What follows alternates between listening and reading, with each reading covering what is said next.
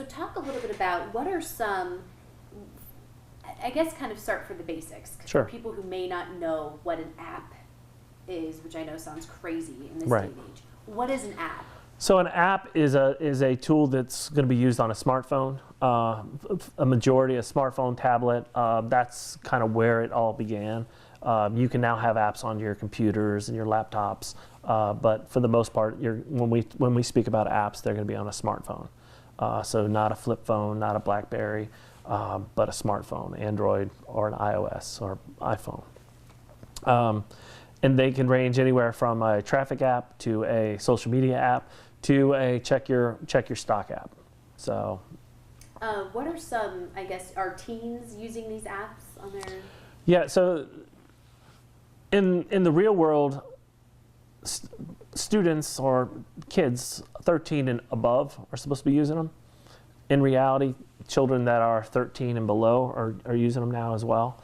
As an example, my 9-year-old uses Facebook. He knows how to use Snapchat. He knows how to use Facebook.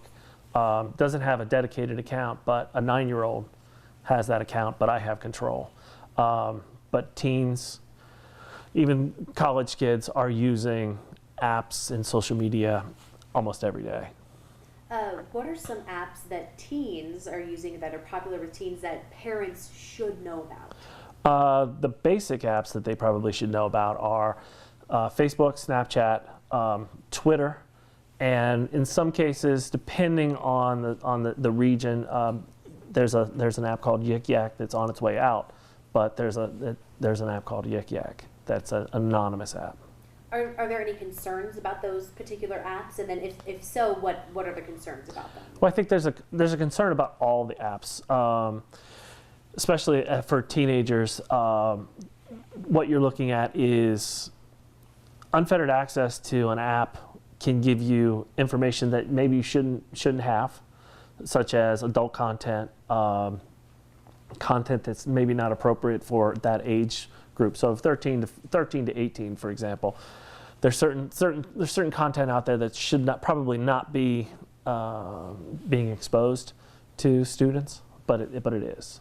There's no filter. It can be anywhere from. Recently, there were suicides, there was bullying, and then there's pornography. So there's a whole list of things. The one example that I like to give is, so when Snapchat first started, it was mainly known as a sexting tool.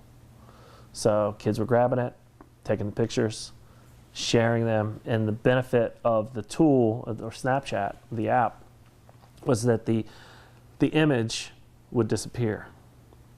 Well, as we all know, and what we should know, is that image doesn't necessarily disappear. So somebody could take a screenshot of that particular image and then share it. Somebody could video over somebody else's shoulder, share that app, share that picture. So it's not as cut and dry as I take a picture and it goes away. So. And why would that be, I guess, what should parents, I'm trying to think of my next question.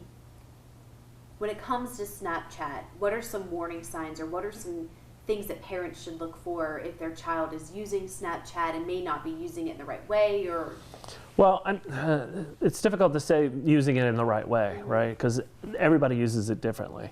So what I would suggest any parent is understand what apps they have loaded on their child's smartphone.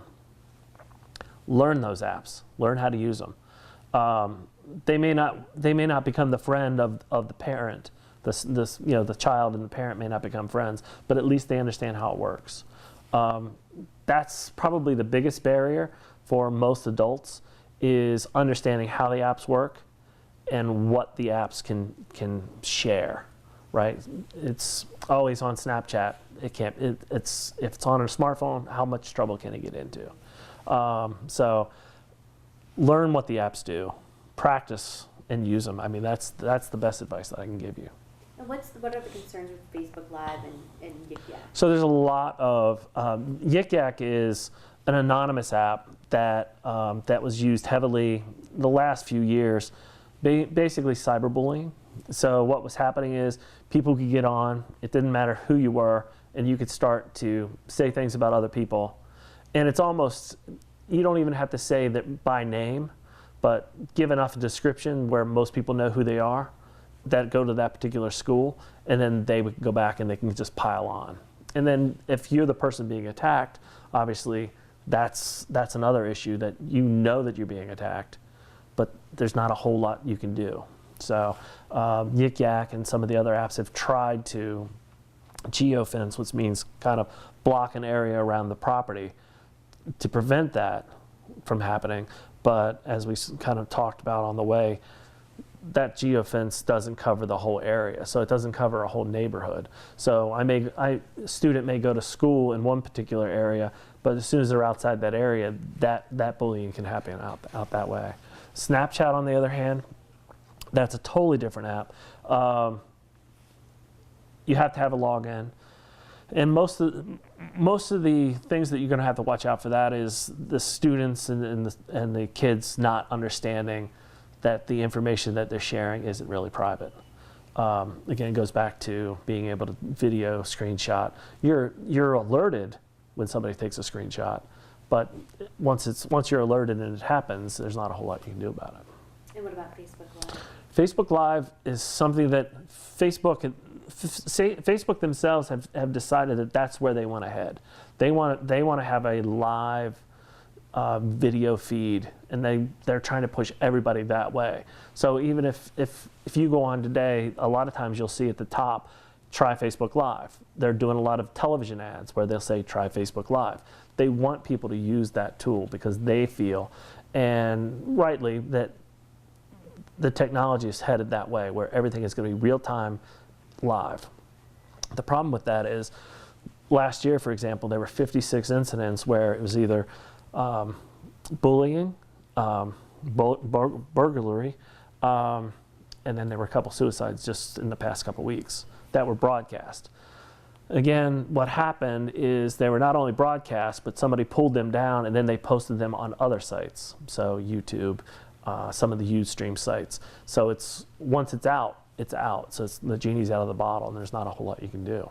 So again, it goes back to understanding how the technology works, and understanding that your child, even the adult, the pre-adult that's in college, is on these devices, and you have to understand how they work. What would, I guess, we talked about the parents, but what would the message be to the kids who are using these apps? As a parent myself, I mean, the advice is not to give out personal information, not to give out your location. The less information that you share with those apps, the safer you're going to be. A lot of them have not a geofence. What's the word I'm looking for? Geotag. So a lot of them have. Thank you.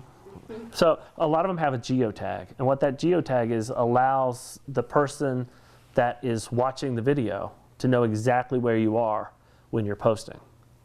So let's say I'm doing a live video at Wright State, I'm by myself, I'm in the parking lot.